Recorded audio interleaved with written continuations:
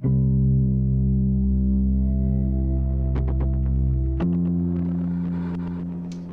my second choice is actually a children's book, and it's a children's book that I read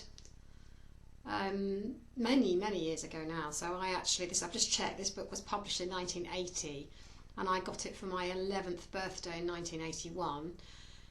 It was out of print for a long time, but I have just checked and you can get copies of this book again. It was republished in 2011. So it's called Under Plum Lake, and it's by a writer called Lionel Davidson. And it really is his only children's book that he actually wrote. He was actually a crime writer. And as a child, I used to absolutely love the cover. I can show you it here. The cover art is beautiful, and unfortunately the editions that I've seen that have come out since 2011 don't have this cover. And what I really loved about this was that it also went onto the back. The person who did this illustration on this cover had clearly read this book and loved it. So I used to spend hours staring at the cover of this book. It's just a wonderful book. The fact that I've still got it, how many years later is this now?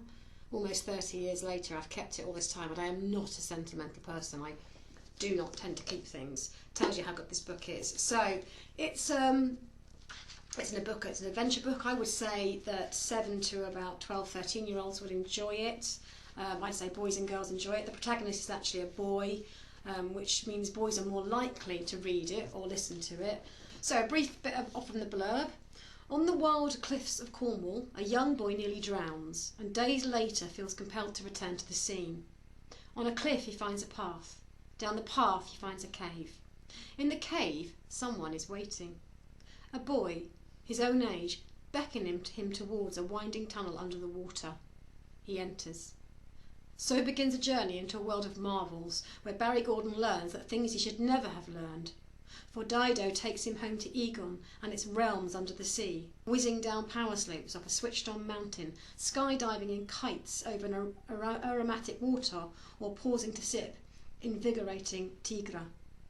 Yet beneath Plum Lake is a world still more enchanted, of valleys and mountains where time slows then stops and you can feel your ideas forming. Though they don't look like it, people in Egon live for hundreds of years. They talk in any language but don't need to speak to communicate. For them, pain is meaningless and revenge unthinkable.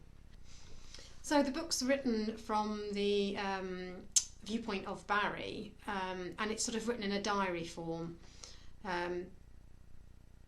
where he is trying to recall or remember all the things that happened to him when he was with Dido in Egon. And the premise of the book is that he's not supposed to remember. That the whole point is that his memory gets erased and therefore he has no recollection of being there. But Dido and him become very close friends, and as a result of that, Dido takes him to places that he shouldn't have taken him. And this means that Barry's consciousness is changed forever. He can't undo what he knows, and he finds it very difficult to live in this world, knowing that there's this other world that is so much kinder and safer and more fun, and so the whole book is really Barry trying to get back to Egon and get back to his friend Dido. I think it's a fantastic book to read to children as a bedtime story, and it's just wonderful that your children will be able to imagine all of these fantastic scenes as they're listening to. I cannot recommend this book enough. My own children loved it. I feel like it's one of those timeless classics, and I would love to see this as a film. I think we have the technology now to actually recreate Egon and Under Plum Lake in a way that we probably couldn't have done in the 1980s. So if anyone's watching this that makes films, I think this would be an incredible film. Let me know what you think about it underneath.